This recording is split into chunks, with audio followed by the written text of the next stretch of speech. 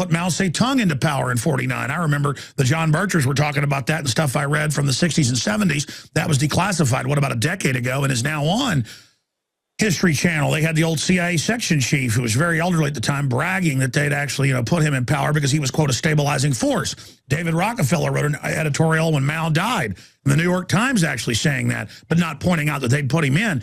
So it's so diabolical that the eugenicists that run this, they'll get to wipe out all the urban dwellers, and I don't just mean black people. They'll get to, wipe out all the yuppies, all the people they disdain, all the trendies.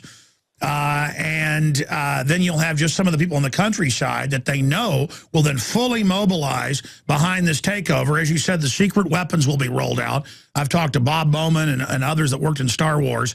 There's no doubt that they're 20, 30 years ahead of what we even know. The public space program is an admitted front.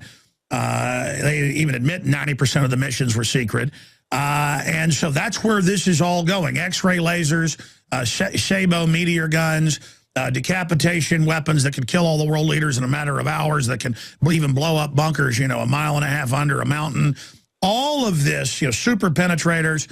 I myself have reverse engineered this information, and just everything you're saying is the only thing that makes sense. And then in their popular culture, you almost see a preparation for this. And now we see the elite scurrying, and even their mid-level people, to create hardened structures. So I want to talk about the time frame of this, but what about the incredible arrogance of openly using Al-Qaeda?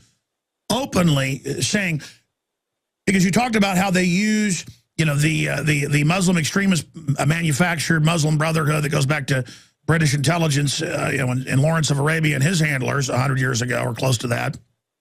Fast forwarding now to what we see happening domestically, it's also used to set up the paramilitary checkpoints, to train us that we're all prisoners and all under suspicion, to bring in the cashless society. So it's also about that domestic agenda. And I see a key chink in the armor saying, wait, you want to fondle us when we fly and abuse our families and abuse people that, have medical prosthesis and things, that you want to break our will for Al-Qaeda, you claim, is hiding in our luggage or in our pants, but then you run Al-Qaeda in Libya and Syria. I mean, that's now admitted even in the New York Times. It's just amazing that they could have such a open paradox or oxymoron of give up your rights because of Al-Qaeda, but then the West runs Al-Qaeda against the Russians, runs them against the